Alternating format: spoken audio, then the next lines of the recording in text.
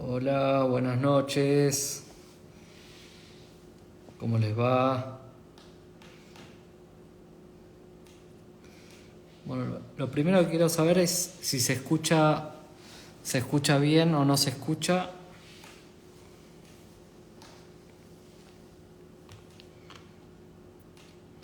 Me avisan si se escucha bien.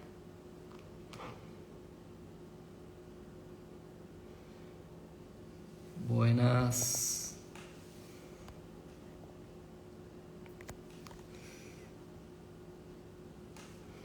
¿Se escucha? ¿Se escucha bien?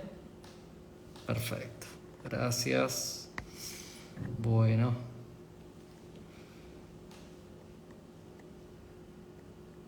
Buenas noches. Bueno, qué bueno, se va sumando gente. Vamos a tener un vivo distinto, como cada vez que abrimos los vivos. Esta oportunidad es la primera vez que vamos a hablar de esto en vivo, de lo que es el eje intestino-piel, piel-intestino, microbiota. Hola, hola a todos. Bueno, vamos a ver, en este video va a participar el doctor Gabriel Vinderola, ya lo conocen. Él es biólogo especialista en todo lo que es microbiota. Buenas. A ver. Y la doctora Cynthia Dixon, ella es dermatóloga, especialista en lesiones ampallares. Está en el Hospital Ramos Mejía. Vamos a invitar y estamos buscando a... Hola Fabio, Hola. A ver.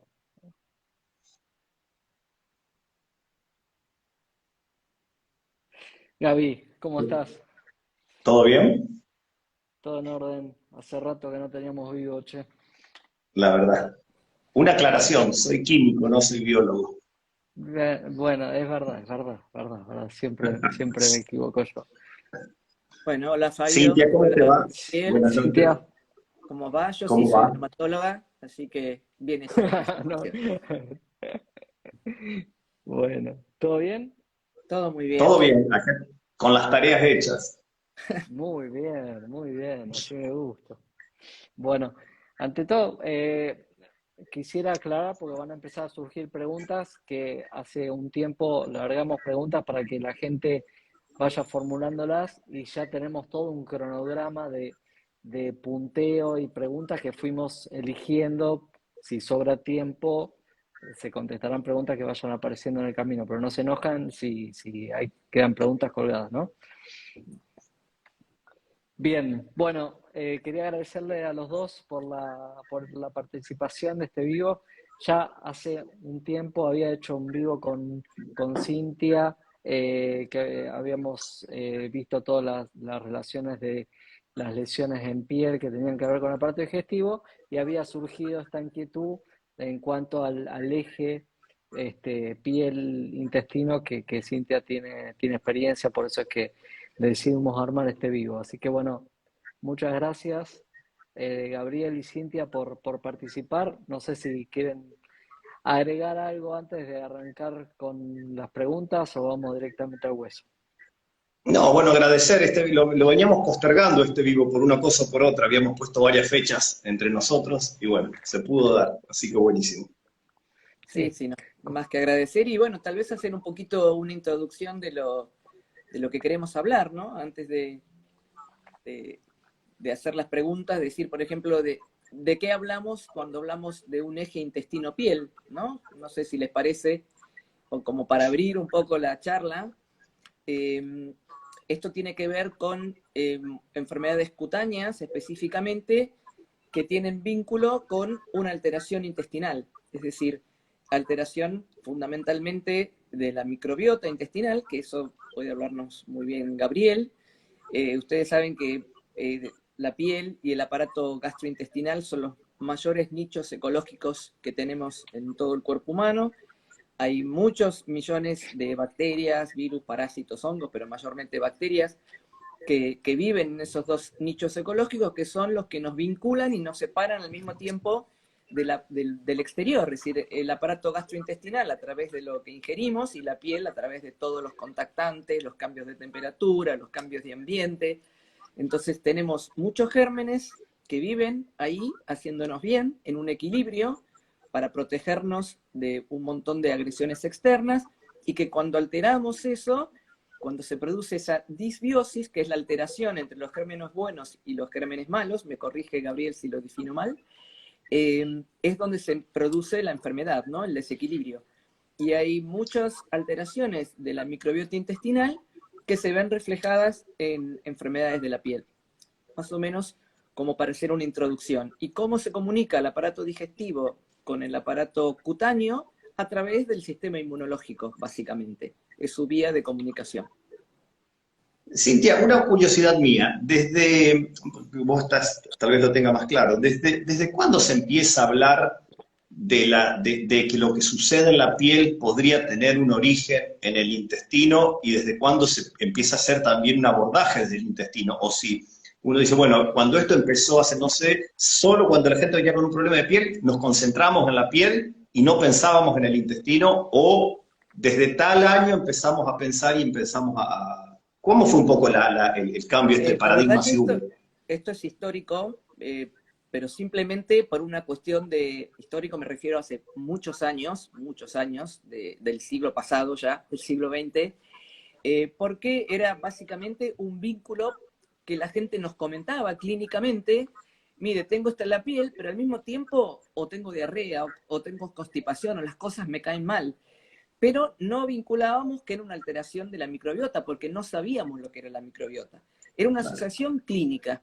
Y nosotros, y esto es real, siempre el aparato gastrointestinal, el aparato cutáneo, son aparatos de depósito del estrés, de las emociones. Están muy vinculados. De hecho, Fabio, ya te estoy proponiendo públicamente hacer en un futuro un vivo de un eje cerebro-intestino-piel, que también existe ese eje, ¿no? Ya ahora ningún profesional desvincula lo emocional de lo físico, pero en mucho tiempo las enfermedades mentales y el estrés eran una cosa y todo lo físico era otra. Ahora sabemos que eso no existe y que está todo íntimamente vinculado, y le pudimos poner nombre y apellido, porque antes era una cosa un poco empírica. La microbiota intestinal tal vez tiene un poquito más de estudio, pero la cutánea es un poco más reciente. Entonces recién, hace no tantos años, pudimos saber cómo influenciaban esas alteraciones de los gérmenes buenos y los no tan buenos para generar enfermedad. Bien, pero digamos, clásicamente antes se trataban de manera independiente. ¿En qué momento? Completamente, completamente. Y te diría que ahora también existen colegas que todavía no los vinculan. Si bien la mayor parte de la gente sí, pero bueno, tal vez alguno que no está tan en contacto con este tema, o no hace el interrogatorio correspondiente, o tal vez el paciente no se lo manifiesta, y bueno, nos perdemos una parte del problema, porque no es que tratando lo digestivo exclusivamente o lo cutáneo exclusivamente lo vamos a resolver. La especialidad tiene que dar los elementos dermatológicos, pero sin descuidar el tema digestivo. Cintia, ¿y cuál es, en una consulta tuya clásica, cuando alguien llega con un problema de la piel, qué cosas le preguntás o qué cosas le aconsejás a las personas que nos están escuchando que le empiecen a comentar a su dermatólogo para que empiece a conectar estas cuestiones? Bueno, primero hay que ver por qué patología cutánea consultan, ¿no? Por supuesto, hay muchas que no tienen vínculo con esto. Si están dentro de la lista que nosotros vemos vinculables, le pregunto sobre intolerancia a algunos alimentos, sobre si consideran que comiendo esto o aquello la dermatosis se puede ver empeorada. A veces nosotros no damos dietas con eliminación de alimentos de entrada, salvo por supuesto la enfermedad celíaca, la dermatitis de Duren, que por supuesto sacamos el gluten, pero hay dermatosis que no hacemos una dieta per se de restricción sin antes interrogar. Mire, ¿usted vincula el brote con la ingesta de lácteos? ¿Vincula el brote con la ingesta de tal alimento? Y hay pacientes que nos dicen sí. Entonces, bueno, es retirar o modificar ese consumo, investigar un poco más, consultar con un gastroenterólogo, el trabajo en equipo es fundamental, por supuesto, y más que nada, en estos casos puntuales, tiene que ver con el interrogatorio y con el sacar determinados alimentos. Hay otros que nos permiten hacer estudios de laboratorio que nos arrojan una información, pero no para todo. Pero sí Y más consultar. o menos, ¿cuál es la ventana de tiempo entre que vos decís asociás tal alimento con una reacción? ¿Cuánto uno dice, bueno, yo consumo tal cosa? ¿Cuánto es esperable que pase el tiempo para que haya una manifestación? Para decir, ¿está asociado o no tiene nada que ver? No, es que en general hay dermatosis que sabemos que están asociadas, como por ejemplo, bueno, la dermatitis atópica, la psoriasis, el acné en algunos casos tiene que ver con una disbiosis intestinal, ¿no? Entonces tratamos de interrogar y, bueno, eventualmente añadir al tratamiento cutáneo, que por supuesto tiene que existir, la ingesta de algún probiótico o posbiótico, eso lo vas a explicar mejor vos, porque lo aprendí yo el otro día, eso. Y bueno, no es que hacen una reacción inmediata, es decir, mejorando la disbiosis, mejorando el tema gastrointestinal, mejora la dermatosis. Es decir, a lo que nosotros sumamos con el tratamiento cutáneo, le agregamos un plus cuando empezamos a tener en cuenta los compromisos que puede tener a nivel intestinal. Siempre hacemos el tratamiento cutáneo, por supuesto, pero no hay que dejar de interrogar. No es que solo con un posbiótico voy a mejorar el cuadro cutáneo, pero sí voy a complementar el bienestar si tengo en cuenta ese aspecto. Hay enfermedades bien vinculadas, como estas que te mencioné, cada vez hay más, desde la cicatrización de heridas, la hidradenitis supurativa, que es otra enfermedad un poquito más rara, la atopía, la dermatitis atópica, que es muy común en niños, menos común en adultos, tal vez sea una de las más estudiadas, y la psoriasis también, que generalmente los pacientes tienen lo que nosotros llamamos síndrome metabólico, ¿no? Que eso lo va a explicar mucho mejor Fabio, pero que tenemos que tener en cuenta, sin tener en cuenta, por supuesto, todas las enfermedades relacionadas con el consumo de gluten, ya sea la celiaquía o la sensibilidad al gluten no celíaca. Nunca damos dietas y sacamos alimentos per se, porque también hay muchas modas ahora de que no comas esto, no comas esto, no, y en realidad no es tan así. Hay que investigar un poquito y retirar el alimento si hace falta. No dejarlo por su cuenta porque leímos en algún lado o escuchamos en algún lado, siempre hay que hacer la consulta médica. Igual tengo un déjà vu cuando hablas el interrogatorio y todo eso, porque lamentablemente creo que la mayor parte de esta desorientación de los pacientes, mucho tenemos que ver los médicos, Uh -huh. porque no nos tomamos el tiempo debido para interrogar bien, detalladamente, si la manifestación tiene relación con algún alimento, cómo es, cómo es el cuadro de estrés, escucharlo un poco, la actividad física, todos los hábitos que tiene. La verdad que pocas veces el médico se toma ese trabajo y trata de interpretar un poco más allá, y creo que es ahí donde el paciente empieza a deambular por todos lados desorientado y sin ser escuchado, ¿no? Es Sí, sí, lamentable. tiene que ver con tomar al paciente como un todo, que es lo que es, ¿no? Y yo entiendo porque, bueno, a Exactamente. veces los tiempos son cortos, a veces la gente tampoco es tan clara en presentar la Ujú. información al médico, eso también pasa, que ellos mismos no vinculan una cosa con la otra y uno los interroga y te dice, no, pero eso no tiene nada que ver, eso me lo ve el médico, me dicen a mí, por ejemplo, ¿no? Dermatóloga, no, eso me lo ve el médico. Porque, bueno, el médico es el clínico o el cardiólogo o lo que fuere. Bueno, Es un poco de ¿cuán- ambas cuán- partes, ¿no? ¿cuántas consultas le lleva a un paciente con dermatitis herpetiforme? ¿Cuántas consultas le lleva para hacer un diagnóstico, ¿no? Porque si el médico no dirige el interrogatorio, En promedio tardan mínimo 2 años, mínimo, en mira, promedio, en tener un diagnóstico, la mayor parte. Sabiéndose celíacos, y si no se saben celíacos y hacemos el diagnóstico de celiaquía a través de la peor, piel, mucho más. Años, muchos años, sí. Pero bueno, es como absolutamente. todo, si uno no lo piensa, no lo vincula, ¿no? Ok. Pero bueno, a mí me gustaría preguntarle un poquito a Gabriel o a Fabio, eh, ¿qué, digamos, cuál es un preparado de posbióticos o probióticos que puede servir, porque es difícil, ¿no? Uno dice, tiene que tener lactobacilos, tiene que tener... ¿Cuál sería uno más o menos abarcativo que nos pueda servir para reconstituir la flora intestinal? ¿O yo? Sí, Bueno. no sé. A mí me gusta arrancar por lo básico, Cintia. Sí, dale. Si querés charlamos un poquitito más de lo básico y después vamos a esto más aplicado. Dale, ¿qué sería lo Porque, básico? porque en general la gente le gusta empezar por el reboque o el maquillaje y hay que empezar por lo más básico, por el cimiento de la estructura, que es la alimentación y los hábitos.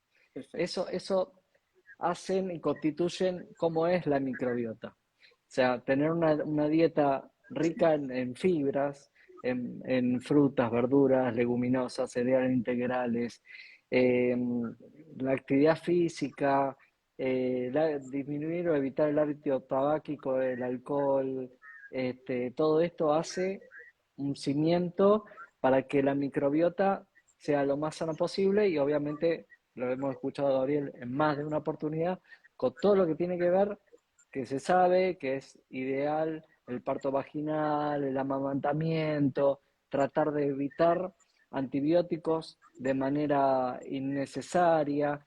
La verdad que todo eso es lo básico para tener digamos, un cimiento fuerte y a partir de ahí ya uno se evitó varias enfermedades, porque eso ya está, hay sobrada evidencia. Y después viene lo otro, porque en el consultorio llegan, dicen, no, bueno, quiero que me dé una medicación. No, vamos a ver cómo es la alimentación, vamos a ver si no recibió varios tratamientos antibióticos, y después ahí es cuando le doy lugar a Gabriel, que nos va a desasnar un poco con qué es lo ideal con respecto a, porque hay lo que es la alimentación básica y después suplementación con alimentos fermentados y puede haber también probióticos, ¿no? Bien.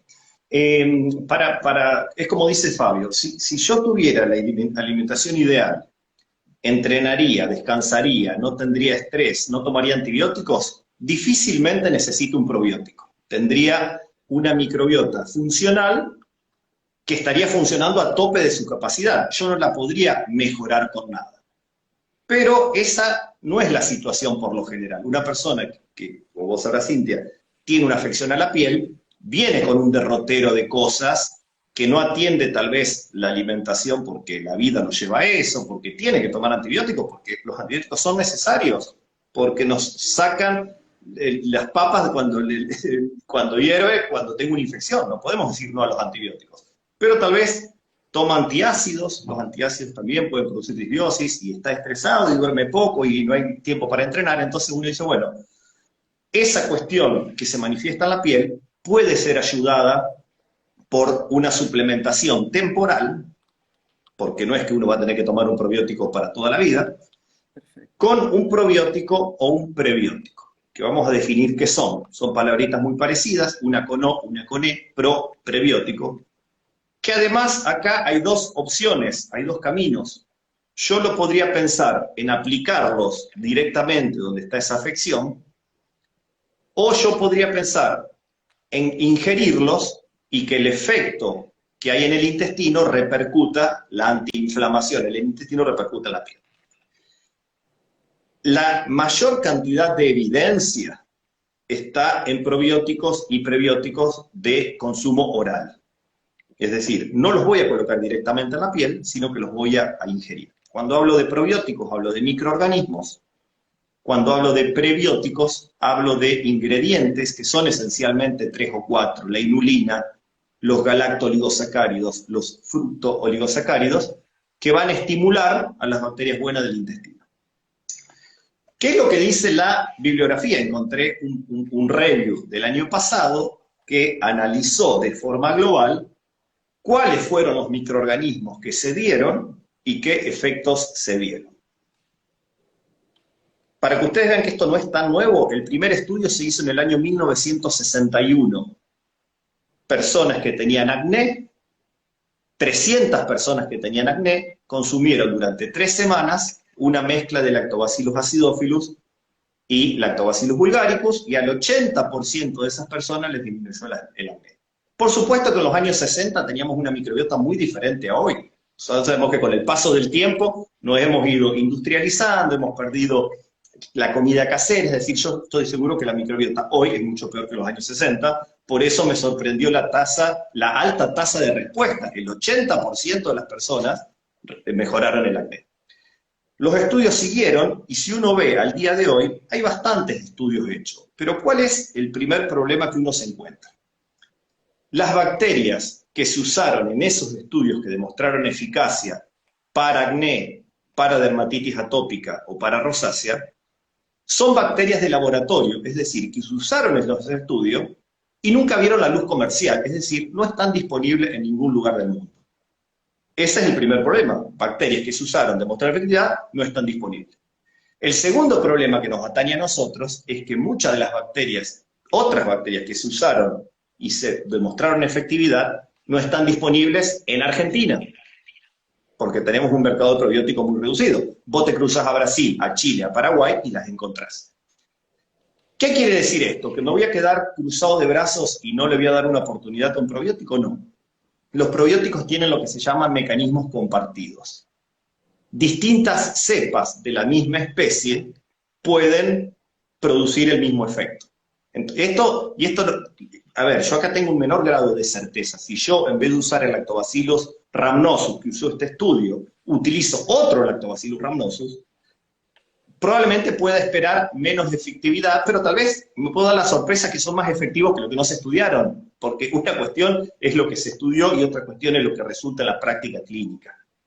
Entonces, respondiendo un poco a tu pregunta, ¿qué es lo que se usó? Los probióticos se han desarrollado en base a 4 géneros microbianos, históricamente. Lactobacillus, bifidobacterias, Saccharomyces y Bacillus. Todos los trabajos que yo encontré estudiaron lactobacillus y bifidobacterias. Entonces, yo creo que hoy, cualquier mezcla que tenga algunos lactobacilos y algunas bifidobacterias puede llegar a ayudar si son administradas durante ¿cuánto? 2 a 3 meses, es lo que demuestran los estudios clínicos. Pero uno tiene que saber 2 cosas. No estoy usando las cepas que se usaron en los estudios clínicos. ¿Por qué? Porque no llegaron al desarrollo comercial o porque no están en Argentina. Pero, agarrándome del principio de mecanismos compartidos, es razonable decir, mirá, te voy a dar qué lactobacilos los que encuentre, qué bifidobacterias las que encuentre, sabiendo que esa mezcla te puede ayudar. Si después de 2 o 3 meses no viste ningún resultado, yo cambiaría de cepas o directamente decir, bueno, sos un no respondedor. Esto pasa en muchos estudios clínicos, hay muchos individuos que no responden. Son los que te aumentan el desvío estándar de todas las respuestas. Y tal vez te das con una persona que es súper respondedora y a las 2 semanas ya uno puede ver beneficio. Entonces, como para cerrar una idea, los lactobacilos y las bifidobacterias que uno encuentra en Argentina no tienen evidencia para piel, lo cual no quiere decir que no puedan tener un efecto. Yo creo que es muy razonable decir, bueno, te voy a dar un lactobacillus y una bifidobacteria, o 2 y 2, o 3 y 3, lo que encuentre, 2 o 3 meses, y a ver si eso te ayuda con tu condición. Perfecto. Ese es un poco... Sí. Sí, perfecto. Sí, obviamente, como decís vos, los productos disponibles acá en la Argentina son muy pocos, pero la pregunta de la gente sería, suponete que no me hace bien, tampoco me va a hacer mal tomarlo. No, exactamente. Eso porque son microorganismos seguros. Va a surgir. Exacto. No, son seguros, no me van a hacer mal, a lo sumo no me van a hacer nada. Pero atención, que uno se puede llevar la siguiente sorpresa. Vos dijiste que muchas veces las cuestiones de la piel vienen acompañadas de cuestiones gastrointestinales. Tal vez te termina resolviendo el malestar abdominal, una diverticulitis, una distensión, o sea, buscándolo para la piel, me resolvió otra cuestión. Obvio. Entonces, yo creo que vale la pena intentar utilizarlo. Seguramente, sobre todo si no va a tener un efecto nocivo, sacado el caso de que no fuera positivo. Eso te lo firmo, que no va a tener un efecto nocivo. Perfecto. En cada patología, digamos, cutánea, psoriasis, rosácea, acné, dermatitis atópica, hay algún germen, alguna familia que está en desbalance, y eso está bastante bien descrito. Obviamente uno tendría que, como decís vos, compensar eso, pero no están dadas las condiciones, por lo menos acá, y en términos generales creo que es difícil, si bien en otros países tenés más variedad, ¿no? Sí, es difícil. Aparte, uno en el intestino tiene 500, 700, 800 especies. Totalmente, totalmente. Eso te Querer quería comprimir preguntar, una Gaby. especie. Sí. ¿Qué se conoce a nivel de piel con respecto a la microbiota, digamos, así como, sí, digamos, así como se estudia a nivel de intestinal, cómo se estudia a nivel piel, o si hay alguna forma de dimensionar? Yo la otra vez te Sí. vi usando también máscaras térmicas, todo eso. ¿Hay alguna forma de realizar? Ya sabemos que digamos, nadie puede hacer un diagnóstico en cuanto a patente, porque tendríamos resuelta la medicina, pero ¿se estudia de alguna forma? ¿Hay Sí. alguna Por prevalencia? ejemplo, la microbiota de la piel no es tan diversa como la del intestino. Hay más o menos unas 200 especies, un poco menos.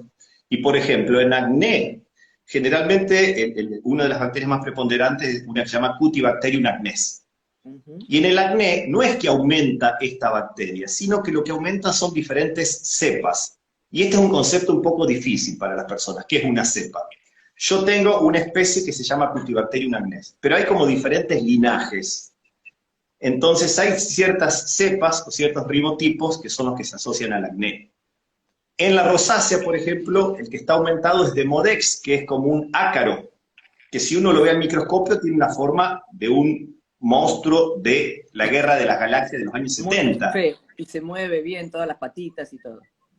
No, pero yo digo, vayan a la gente, búsquenlo, Demodex. Es espectacular, parece. Si alguien vio la Guerra de las Galaxias, cuando Han Solo se mete en ese planeta con la nave que va, bueno, el gusano que sale es un Demodex. Yo digo, ¿alguien vio un Demodex? Y lo puso. Bueno, ese está exacerbado en la rosácea.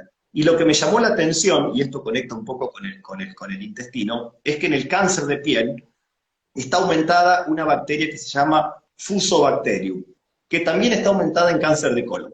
Es una bacteria proinflamatoria, se ve que esta inflamación perpetuada, tanto en el colon como en la piel, producen cáncer y está asociada por esta bacteria. Pero el primer mensaje es, no vayan a querer hacerse un test de disbiosis de la piel porque no los va a llevar a nada. Esto es la investigación que permite después la aplicación. Pero hoy en día si yo tengo la piel en disbiosis, me lo dice la manifestación clínica. No vayan a querer hacerse un raspado de la piel y mandarlo a analizar, porque eso es por la galería, eso decora. Eso le da herramienta a los científicos para desarrollar estrategias, pero no le da herramienta al dermatólogo, porque hace 2 semanas estuve en un congreso en España y me dice que cada vez más, acá nos vamos un poquito de tema, pero no tanto, cada vez más los gastroenterólogos reciben en sus consultorios personas que se hicieron un test de disbiosis y quieren que el gastroenterólogo se lo interprete.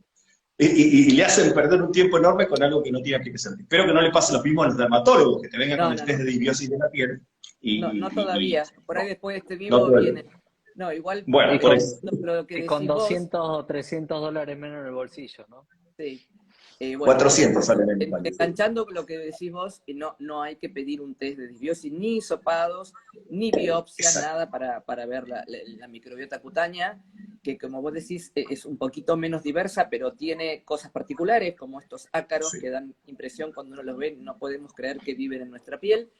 Y bueno, patologías comunes como la caspa también tienen un exceso de un hongo, que es la Malassezia furfur, que es un habitante normal de la piel también, pero que crece de más frente a determinadas condiciones. Y lo mismo pasa con el Cutibacterium acnes, que antes se llamaba Propionibacterium, que es algunas cepas, como vos comentaste, que se desarrollan más cuando hay un exceso de secreción sebácea, que eso tiene que ver también con las hormonas, y nosotros sabemos también que el intestino es un órgano endocrino, porque libera, bueno, eso lo va a decir mucho mejor Fabio, pero libera pseudohormonas, ¿no? Que tienen que ver con la cantidad de lípidos y de hidratación que puede tener la piel también.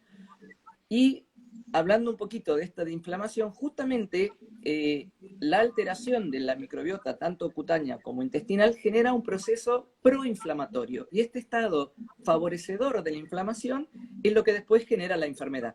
Todo empieza por eso, por un estado donde hay un aumento de la reactividad, donde hay como un ambiente de inflamación. Y eso se manifiesta posteriormente o en las dermatosis o los trastornos de intestino irritable o el SIBO, o bueno, lo que uno ve a nivel gastrointestinal. Es un ambiente inflamatorio que tiene que volverse a su estatus basal.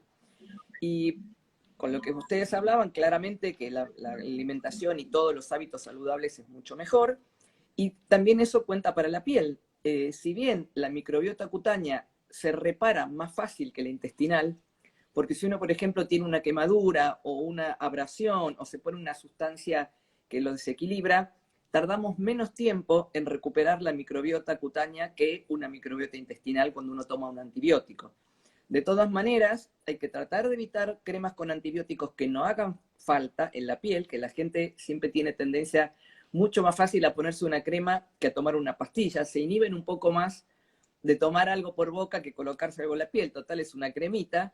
Entonces, instamos a que no se pongan antibióticos por su cuenta, y también los hábitos higiénicos, ¿no? Saber qué jabón uso, qué humectante uso, eso también es muy importante para mantener una microbiota cutánea sana. Eso te iba a preguntar. Primero queríamos saber cuál sería una higiene cutánea para no alterar la microbiota. ¿Cuál sería una higiene adecuada para no generar disbiosis, ¿no? Mira, la piel tiene un pH, que el pH es ese índice que se usa para medir acidez y alcalinidad, ¿no? Para que la gente más o menos entienda.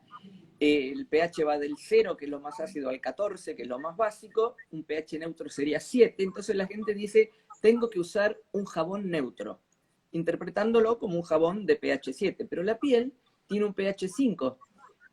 Varía en las distintas partes, si es la palma de la mano, si es el cuero cabelludo, que por ahí es un pH 4,5, pero pongámoslos en general, es un pH 5. Es un pH ácido. ¿Y por qué es ácido? Porque nos defiende de los gérmenes de afuera. Con eso le creamos al germen externo un ambiente hostil. Es decir, la piel es salada, ustedes transpiran, van a ver que la transpiración es salada, igual que la lágrima, y tiene un pH ácido, que crea un clima no propicio para que se desarrollen gérmenes patógenos, gérmenes extraños, los que no nos hacen bien. Entonces, uno tiene que usar jabones, o lo que se usa ahora, que sería lo ideal, si la gente puede tener acceso, son los Sindet, que se llaman Sindet porque es el acrónimo de sin detergentes, que no tienen sustancias detersivas. Las sustancias detersivas son los que se usan en los detergentes para lavar los platos, por ejemplo, que son muy espumígenos. Entonces, a veces la gente me dice, me dio un jabón o un shampoo y no hacen espuma. Bueno, sí, no hacen espuma porque no tienen muchos detersivos espumígenos. Entonces, lo ideal sería usar un jabón con un pH 5.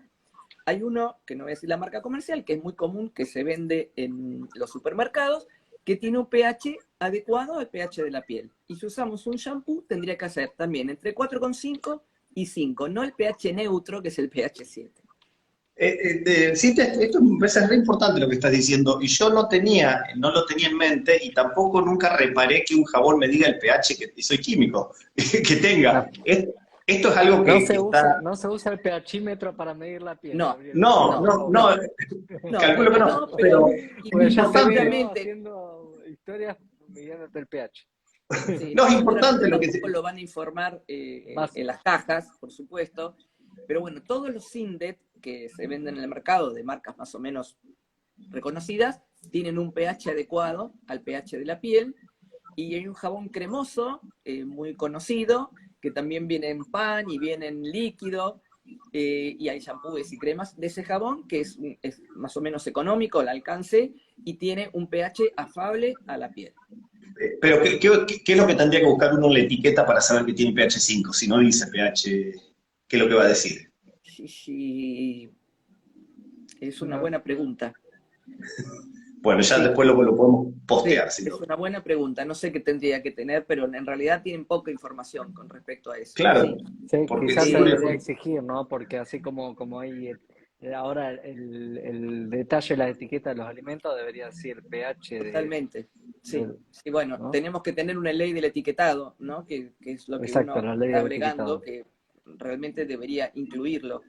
Eh, Eso tiene que, por parte de los jabones, y después los humectantes. Es decir, la piel necesita estar humectada, sobre todo en época de invierno, donde hay frío y Va- donde hay vamos una pérdida a ponerle de un agua. título a esto.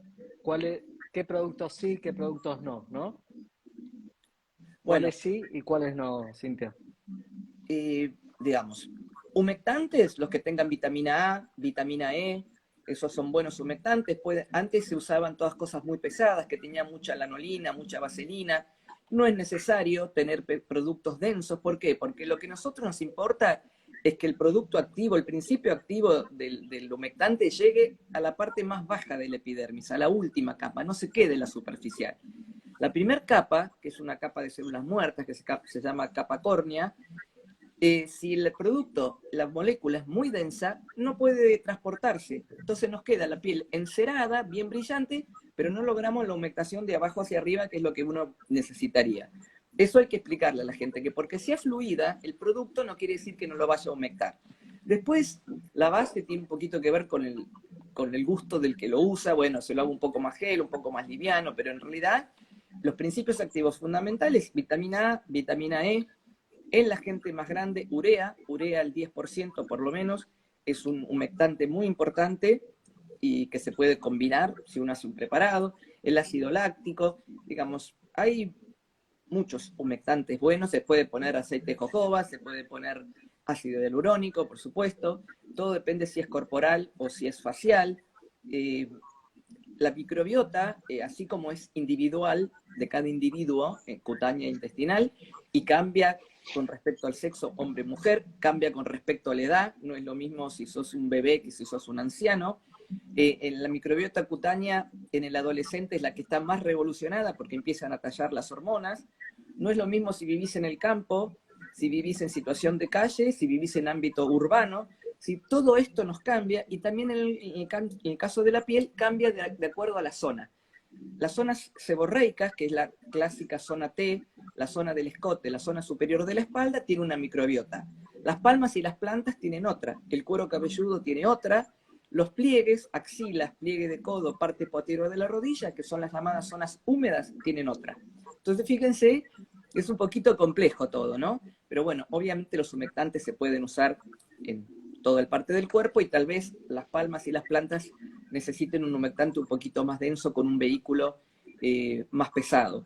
Y ahora, con la epidemia de COVID, tuvimos una epidemia de eczema de mano paralela a la del COVID por el exceso Eso de te lo estaba lavado. por preguntar. Muy buena que lo trajiste. No lo habíamos puesto en el libreto, pero me parece que es importante hablarlo. El alcohol en gel de por vida. ¿Qué pasa con eso? Y bueno, obviamente nadie le va a decir a la gente no se lave las manos ni se haga la higiene en un contexto como el que estamos viviendo, pero sí lo que le podemos decir, no sea un lavador compulsivo de manos. Si usted está en su casa y toca un libro y no vino de la calle, no hace falta que se vaya a lavar las manos, ¿no es cierto? Si toca un vaso, no hace falta. Si tenemos gente que se lava 40 veces las manos por día, literal, y no hay piel que lo resista a eso. Si la microbiota cutánea se recupera más rápidamente que el intestinal, pero no a ese nivel. Si nosotros lavamos excesivamente, sacamos los gérmenes que nos protegen y nos hacemos más vulnerables a los gérmenes agresivos del exterior. Entonces, para mantener una higiene apropiada, hay momentos como ahora que tenemos que exigir otra higiene, pero entonces compensamos usando buenos humectantes o reparadores de mano. Las ceramidas, por ejemplo, es otro producto muy apropiado para usar en humectación de manos. Cintia, y aprovechando esto que traías, yo creo que no es lo mismo lavarse las manos con agua y un jabón de pH que te corresponda a pasarse el alcohol en gel. Son No, dos por cosas supuesto. diferentes. O sea, esta Bueno, cuestión... los alcoholes deshidratan, ¿no? Todo lo que es Claro. alcohol chupa el agua. Entonces, obviamente, después se hacen fisuritas en la piel y esas fisuritas son puertas de entrada para que entren cosas que no deseamos. Y inclusive cuando la gente tiene la piel fisurada, solamente el agua le hace mal, aunque no usen ningún producto. Ya mojarse le hace mal. Entonces, bueno, por supuesto también recomendamos el empleo de guantes para cualquier tarea doméstica, eso como un must, ¿no? Como algo que tenemos que hacer siempre. Yo le digo a los pacientes, el aislamiento y la protección es el 50% del tratamiento. Si yo hago un tratamiento pero no cumplo con el aislamiento, como esto de la buena alimentación, si yo hago esto y no hago la buena alimentación, la cosa no funciona. Clarito. Brillante. ¿Y cuáles no, Cintia? ¿Cuáles, digamos, están de más o uno utiliza y la verdad que no tienen utilidad o pueden sí generar una disbiosis a nivel piel? Eh, bueno, digamos, productos irritativos, cosas que nos irriten. Eh, Hay algunos cosméticos, hay algunos ácidos, digamos. Las marcas más o menos cosmecéuticas que tienen parte de farmacia y parte de cosméticas, todos estos aspectos están contemplados.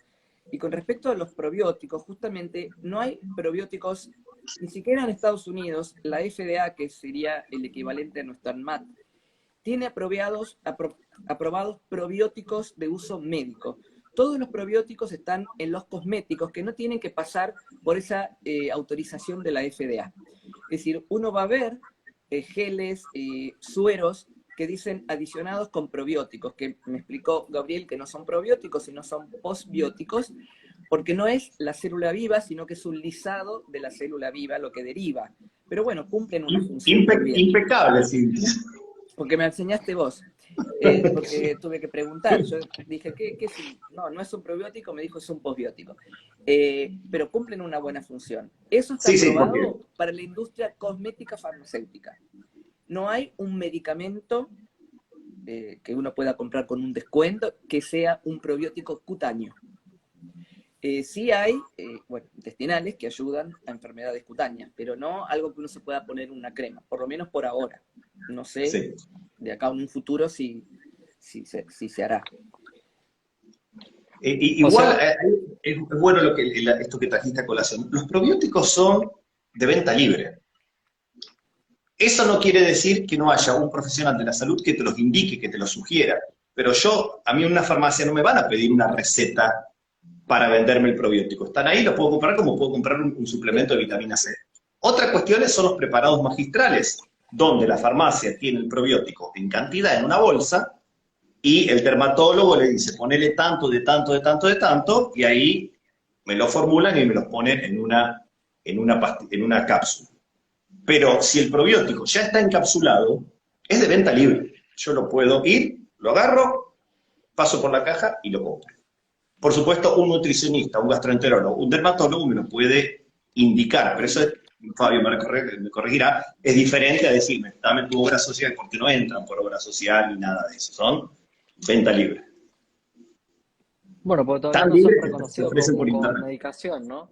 Claro, todavía no son reconocidos como medicación y lo que decís vos, muchas veces uno no lo encuentra en la farmacia, sino lo tiene que buscar por internet, Sí, ¿no? sí, sí. Yo no creo, y Bueno, estoy de acuerdo que no son no deberían ser nunca una medicación, porque son definitivamente lactobacilos y bifidobacterias como los que tenemos en el intestino y lo que hemos tenido históricamente. Es un poco reforzar, hacer ingresar al intestino bacterias que se saben que tienen efectos benéficos.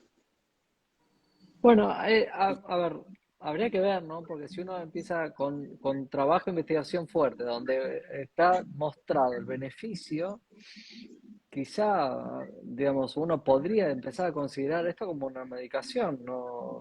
¿Qué sé yo? Sí, Eso es...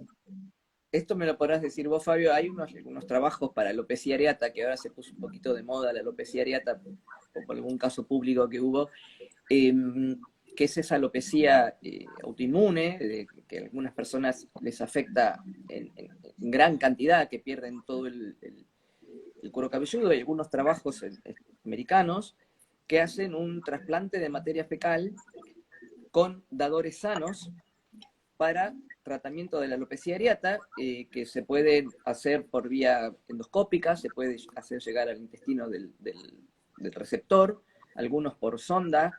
No sé si acá hay alguna experiencia, yo no tengo ninguna experiencia, simplemente es de haber leído estos trabajos que me llamaron muchísimo la atención, como un trasplante de materia fecal de un donante sano y que se lo investiga previamente y se hace una preparación previa de su intestino, después se administra un receptor y funcionó.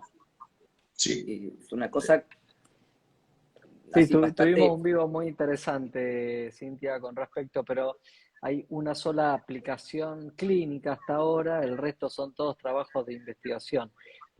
Digamos, la aplicación clínica es para el tratamiento del Clostridium difficile, da una colitis, una inflamación del colon que genera unas membranas o unas pseudomembranas. Es muy difícil el tratamiento, con con una respuesta del 80-90% y digamos, con pocas chances de que recidive. La Sí, respuesta es fenomenal, pero el resto sí, son todos trabajos de investigación. Bueno, estos dos sí, pacientes con alopecia areata tenían Clostridium difficile en su intestino y les hacen el tratamiento para esto y les crece todo el pelo. claro, Realmente, probablemente es como ese efecto de que le vuelve el pelo no fue buscado, sino lo que buscaba el trasplante era curar Clostridium difficile exactamente. y el golazo fue que repercutió Pero en bueno, en el también pelo. Así cómo, por eso te digo, cómo se asocian algunas otras enfermedades autoinmunes, que, porque con alteraciones de la microbiota.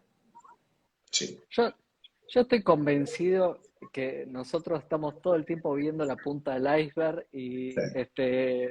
es impresionante, la verdad que es impresionante. Te digo, Cintia, la gente está como loca googleando el tema de los jabones que vieron. Sí, ese fue el Qué bombazo. lío Yo no que lo hice. conocía, no Bueno, sabía yo que sí, necesitamos. sí, sí, que hice un lío. Pero bueno, No, no, al No, te no, contrario. pero digo, por está ejemplo, bárbaro, está cuando bárbaro. a todos los que piensan que el jabón de glicerina, y no voy a dar marcas, es el mejor jabón que pueden usar, les digo que no. El jabón de glicerina a veces es irritativo, no tiene un pH tan amigable con el de la piel y seca un poco. ¿Eh? Es porque toda la gente mayor, que justamente es la que tiene que usar jabones más humectantes, porque cuando vamos envejeciendo perdemos humectación por una cuestión hormonal y de envejecimiento de la piel, el turnover de la piel es más lento, entonces se acumula esa capa córnea. Todos me dicen, doctora, yo me baño con jabón de glicerina. Y yo le digo, no, Mm, glicerina, no. Por ejemplo, para tener un concepto, como es un aceite, la glicerina chupa el agua, es por una cuestión osmótica. Entonces, claro. ¿qué le recomiendo? Los baños cortos, el agua templada, ni baño muy largo, ni muy caliente, y con un jabón humectante.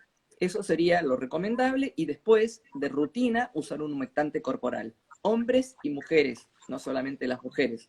Realmente cambia mucho la salud de la piel y el bienestar. Se van a sentir mucho más confortables. Y hay productos económicos que son de buena calidad y se pueden usar.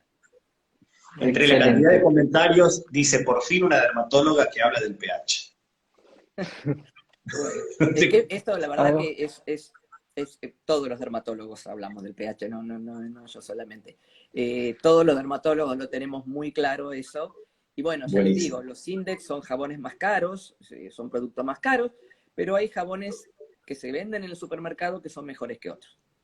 Pero no, pero Bien. probablemente el comentario era esta cuestión de hablarlo públicamente en un vivo, porque claro, cuando uno va a una consulta, pero ¿cuántas personas no vamos a una consulta de dermatólogo y nos viene muy bien saber que hay que buscar un jabón con pH en torno a 5? Eso tal vez nos Exacto. prevenga de tener que ir al dermatólogo después de unos años. Entonces, esta cuestión Sí, 5,5, pues ya le digo, de- más o menos promedio un pH 5.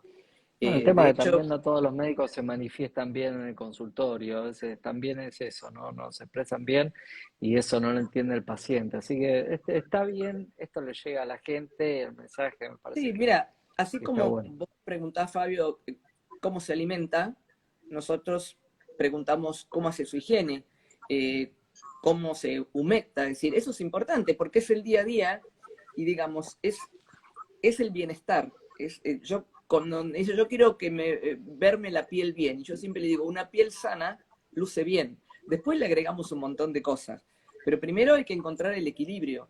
¿Qué es esto, no? Mantener una microbiota sana, que ahora sabemos que existe una microbiota, tal vez cuando yo empecé ni siquiera sabíamos lo que era la microbiota, pero bueno, saber qué tipo de jabón, saber cuánto me tengo que bañar, con qué temperatura, todas esas cosas suman. Y son cosas que el propio individuo puede manejar y no necesita ir a un médico para que se lo diga. Bien, bueno, queda la frutilla del postre, es las patologías que ahora vamos a hablar bien y después están todas las preguntas. Me parece que Gabriel ahora va a ser invitado a los congresos de dermatología próximamente porque va sumando casilleros. Eh, yo me prendo todo. habíamos, habíamos puesto aplicaciones tópicas u orales como un tópico, me parece que las fuimos contestando, ¿no? Sí. Sí. Yo le apunto a la aplicación oral de probióticos, porque es la mayor evidencia que hay y porque aparte los productos que se venden como cremas con probióticos o no tienen probióticos, no sé cuán estudiados están en términos del beneficio. Le soy mucho más, le confío mucho más. Y aparte, otra cuestión, el probiótico oral te puede dar otros efectos extras. Si tal vez no te arregla la piel, pero te arregla el intestino o la cabeza. Eje intestino-cerebro. Entonces, apuntar al intestino yo creo que puede tener repercusión, si no es en lo que busco, en alguna otra cosa que probablemente. Bien. Excelente. Bueno, vamos a la frutilla del postre, que son las patologías. Eh, cuáles son las patologías que están relacionadas con todo el tema de alteración de la microbiota, que se sabe, tipo acné, lo que mencionaste, la alopecia La previamente? dermatitis, bueno, dermatitis atópica tal vez sea una de las más vinculadas.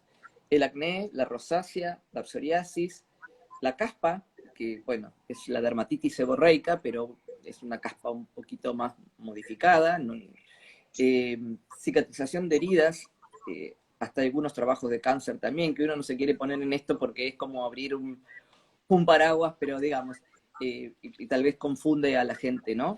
Pero bueno, tal vez lo más de las cuestiones que puede tener la mayor parte de la gente son los eczemas, el eczema crónico que representa la dermatitis atópica, el acné, la rosácea, la dermatitis seborreica, la psoriasis, que esos están vinculados muchas veces con alteraciones metabólicas o síndrome del intestino irritable, gente que tiene distensión abdominal o diarrea o constipación.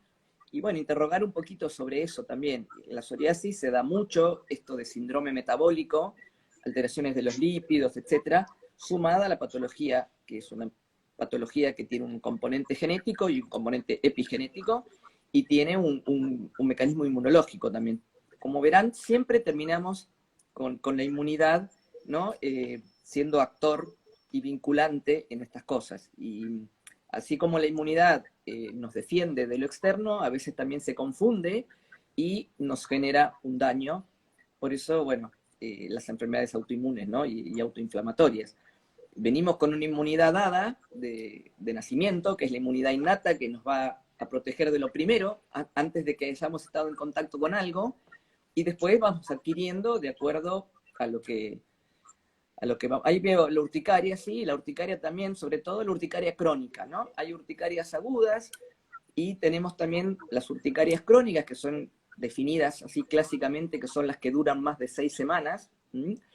Y bueno, ahí también puede estar vinculado con una disbiosis. La verdad que si uno habla en términos generales, el 60% de las urticarias no sabemos de qué viene específicamente. Es muy difícil decir, tengo urticaria por tal alimento o por tal cosa. Es muy difícil saberlo.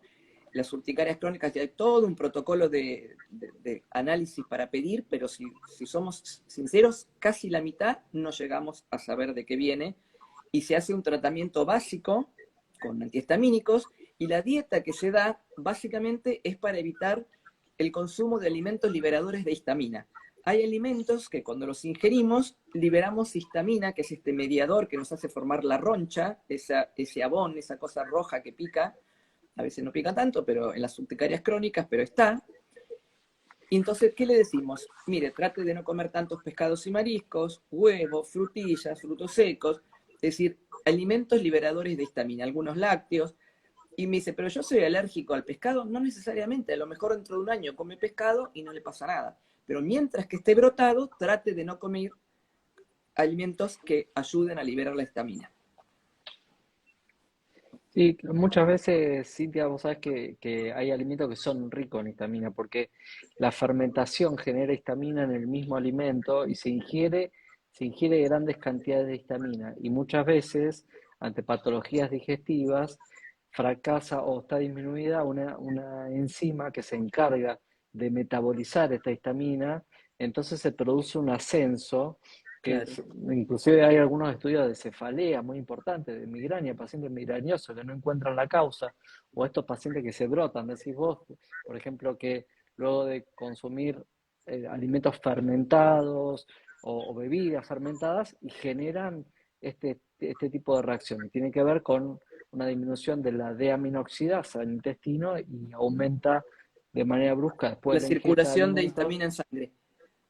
Así es. ¿Y Así es. como cuáles, por ejemplo, Y podemos usar? básicamente, bueno, el pescado azul, sobre todo el que viene enlatado, que fermenta y genera mucha histamina, todos los embutidos, el vino, la cerveza, el kefir, bueno, la frutilla vos mencionaste, tiene histamina, bueno, los lácteos fermentados también, eh, creo que hay algunos que otros Depende, cuando, en el caso del yogur, que se hace con 2 bacterias específicas, cuando se seleccionan esas bacterias para conformar el starter, se asegura de que no produzcan, no liberen histamina. Por eso el yogur es un alimento seguro en ese sentido, porque está hecho con 2 bacterias seleccionadas y estudiadas. Después los que vienen de comunidades salvajes, como decía Fabio, el kefir, la kombucha, el kimchi, el chucrut, ahí las bacterias lácticas que aparecen son espontáneas, entonces nadie Puede ve si asegurar. produce, exactamente, puede producir porque naturalmente es algo natural de las bacterias lácticas, te puede tocar o no te puede tocar, pero en el yogur es diferente porque se seleccionan y en el proceso de selección se asegura de no llevar adelante cepas que puedan liberar histamina. Digamos, ¿cómo hoy un consultorio de dermatología encara un tratamiento de lo que tiene que ver como cuando Gabriel y yo éramos jóvenes, adolescentes y teníamos acné? ¿Cuál es la diferencia hoy a un tratamiento de un acné o una alopecia o este tipo de patología? Digamos, ¿se recomienda directamente un probiótico? ¿Hay algún cambio con respecto a todo esto? Cintia, Bueno, disculpamos si edita este comentario. La gente estoy leyendo los comentarios, está como loca yendo a leer los jabones, dicen pH neutro, pH 7, este tiene pH 5. No, yo creo que fue un datazo. bueno, está bien. Si eh, dice pH 5 está bien. Si dice pH exacto, 7 no. No. el highlight del vivo es Bueno, atención al mirá pH neutro. qué fácil que hubiera sido, ¿no? Qué fácil. Mirá, Bueno, cuánto estudio nos ahorrábamos, todo lo que nos ahorrábamos de leer todo el fin de semana que estuvimos estudiando los tres. Bueno, no, cierro el comentario, responde por no, favor, no. disculpa la interrupción. Mira, como yo te dije a priori, siempre obviamente uno enfoca el tratamiento dermatológico, depende de cada caso.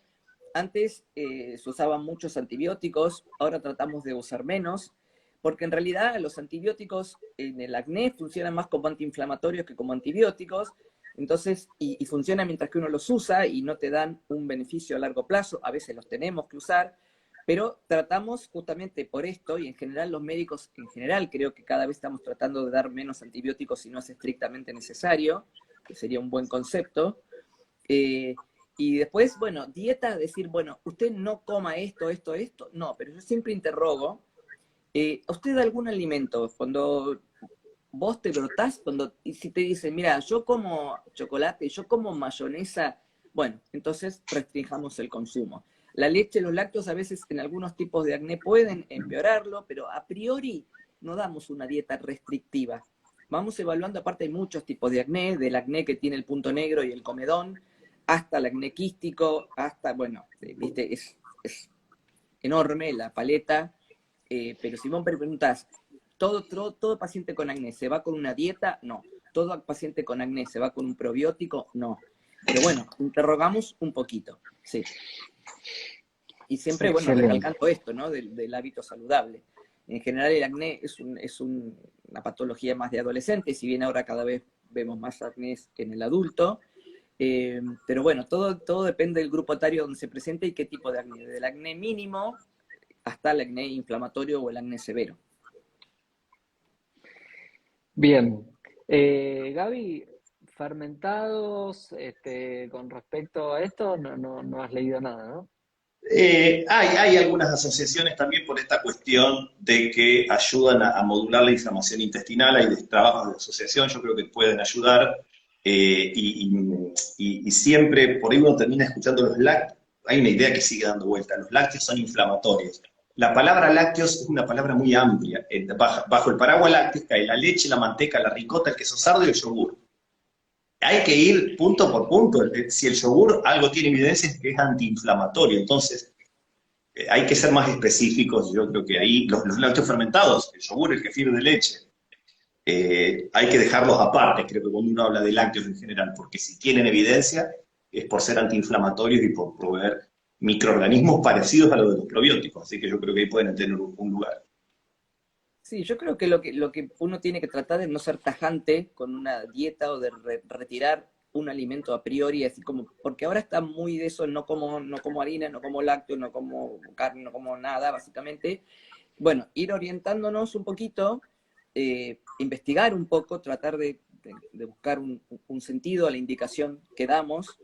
Y bueno, sí, el uso de prebióticos es una incorporación, en mi caso, bastante nueva, porque realmente antes no lo sabía ni tampoco había.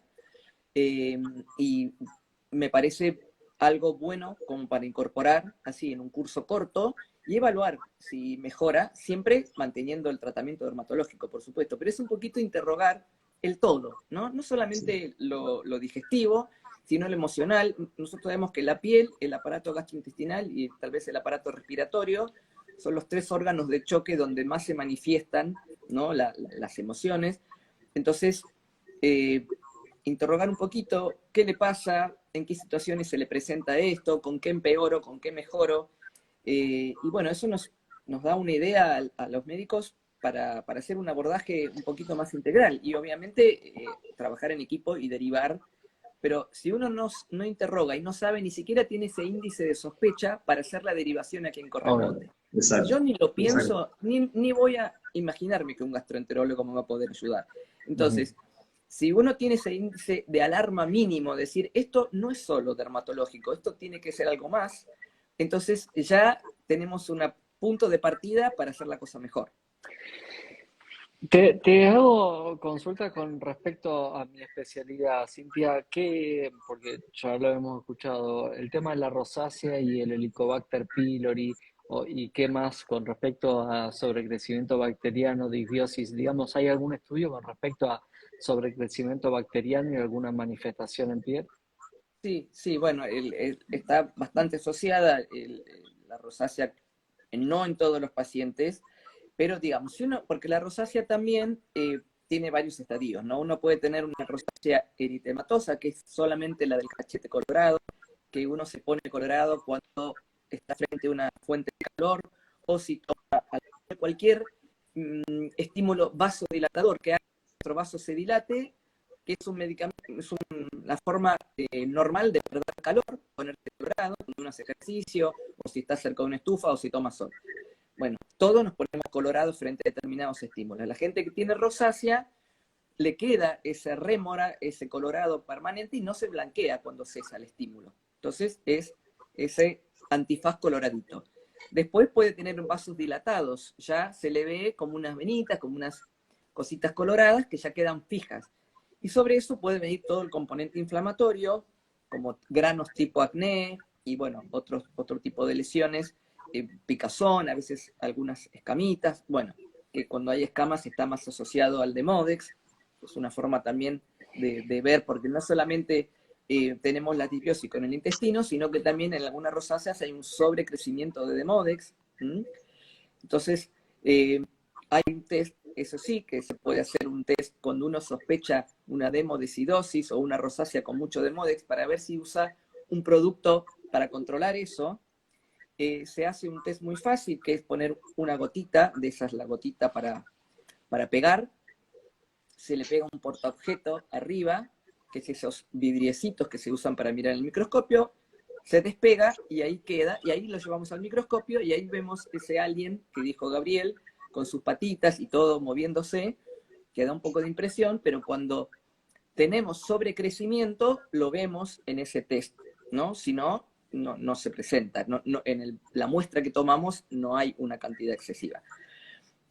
Con respecto al Helicobacter pylori, yo no pido de rutina un test, pero bueno, si uno sospecha, si bien yo sé que la mejor forma es hacer una endoscopía y tomar una muestra, también existe un test del aire expirado que no molesta tanto al paciente y no lo someto a una endoscopía, que es soplar. Y bueno, y es un test que tal vez no es tan fidedigno, vos corregime, Fabio, si me equivoco, pero bueno, nos permite un acercamiento al diagnóstico. Sí, es bastante certero. Es verdad que es más sensible la biopsia directa, pero es bastante certero con una sensibilidad arriba del 80%, así que está muy bien. Está muy bien. Gaby, te veo. No, no, yo la verdad que quedé una lección de dermatología. La gente está súper, súper contenta, Sí, dice que sí, lo sí. guardemos al vivo, aprendieron una cantidad, yo particularmente aprendí una cantidad, así que súper agradecido de todo lo que A nos ver, contó Cintia. no llegamos todavía a las preguntas que nos formularon, que me parece que vamos, Y hoy por juega una River, cuestión de así que vamos respeto, a tener que apurarnos porque muchos se van a ir, te digo. este, Cintia, puntual las patologías que están relacionadas, sin hablar del eje, pero las patologías que están relacionadas de las enfermedades digestivas con respecto a la piel, puntual, tres cositas. Bueno, por eso te dije, dermatitis atópica, rosácea, acné. No, no, me refiero a enfermedad celíaca, Ah, ¿qué patologías pueden estar vinculadas a digestivas, enfermedad cutánea? Bueno, ujú. primero la celiaquía, eh, claramente que tiene una manifestación cutánea bastante específica, y si bien parece mentira que uno tarde tanto en hacer el diagnóstico, es bastante específica, ¿no? Pero bueno, hay que pensarlo, como todo, si uno no lo piensa, y son ampollitas muy chiquititas que en general no vemos la ampolla entera porque pica tanto que el paciente se rasca. Entonces lo que vemos es una costrita, como una cascarita, que están en sitios de apoyo. Los codos, las rodillas, la zona sacra, es decir, los glúteos y la zona inferior de la espalda, las escápulas, es decir, puntos de apoyo, cara y cuero cabelludo. Esas son las zonas típicas de la dermatitis herpetiforme, dermatitis de Duren. Es muy pruriginosa y vamos a encontrar, ya te digo, encontrar una ampolla entera es casi imposible. Entonces son mini cascaritas, como si uno le hubiese picado algo, para hacerte lo claro, pero lo que es muy característico es la simetría. Si uno encuentra esa simetría, más el prurito, la picazón, que no es solamente el picazón, los pacientes nos dicen, es una picazón que me arde. Entonces es un prurito barra ardor. Simetría, escoriaciones y costras, ahí ya tenemos un acercamiento al diagnóstico. Y bueno, los casos que se presentan solo en cara son muy difíciles realmente de diagnosticar porque parece como si fuera un acné maltratado. Muchos pacientes les dicen que son histéricos, que se están rascando la cara del acné y por ahí son celíacos con una dermatitis de During, ¿no? Eso para la dermatitis de During clásica. Después tenemos Bien. sensibilidad al gluten no celíaca, que eso ya es mucho más difícil, porque las manifestaciones cutáneas se pueden parecer o a un eczema, o a una psoriasis, o a una urticaria, ahí sí que es muy complicado. Y no tenemos marcadores de sangre que nos permitan orientarnos al diagnóstico. Y después tenemos la colitis ulcerosa y el Crohn, que también pueden tener manifestaciones cutáneas, como el pioderma gangrenoso, por ejemplo, que son unas úlceras muy feas, que salen en determinados lugares de la piel y que están vinculados tanto al Crohn como a la colitis ulcerosa, que son enfermedades inflamatorias del intestino. Esos son menos frecuentes, por supuesto, pero también es otra vinculación del eje intestino-piel, que no tiene que ver tanto con la disbacteriosis, pero sí con dos órganos afectados concomitantemente. Excelente.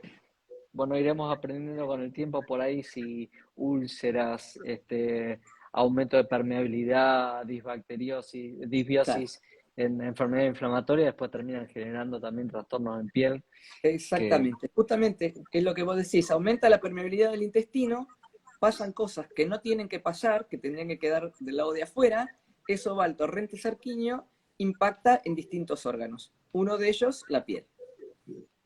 otra vez más el sistema inmunológico probablemente adquirido, no tanto innato, ¿no? Porque ya Exactamente. ahí está.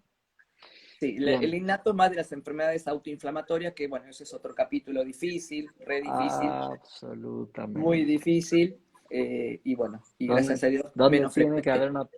tiene que haber una predisposición genética, porque eso también se malinterpreta. Todo el mundo cree que cualquiera hace una enfermedad autoinmune y no la puede hacer quien quiere, No. sino quien puede, y para eso Totalmente. hace falta una predisposición genética. Sí, lo Gaby, la epigenético aplicación de... como disparador, ¿no? Absolutamente. ¿Aplicación de kefir en la piel? Mira, yo nunca, no tengo No. experiencia, honestamente, ninguna. No sé, no sabría qué responder porque nunca lo receté ni tengo experiencia. No sé, Gabriel. No, no, tampoco, no hay ninguna evidencia, pues las personas pueden hacer lo que quieran con sus, pero Sí, no, no. Yo creo que hay otras formas con ciencia respetar, yo siempre, los alimentos fermentados que no tienen tanta evidencia científica tienen un historial. Bueno, respetemos ese historial. El kefir se hizo para tomar, se tomó en 4.000 años y sigamos tomándolo. Si lo vamos a usar para otras cosas, que tengamos un approach científico. Puede empezar con la cuestión experimental, pero bueno, me parece que no, que sirve para otras cosas. bien. Bien.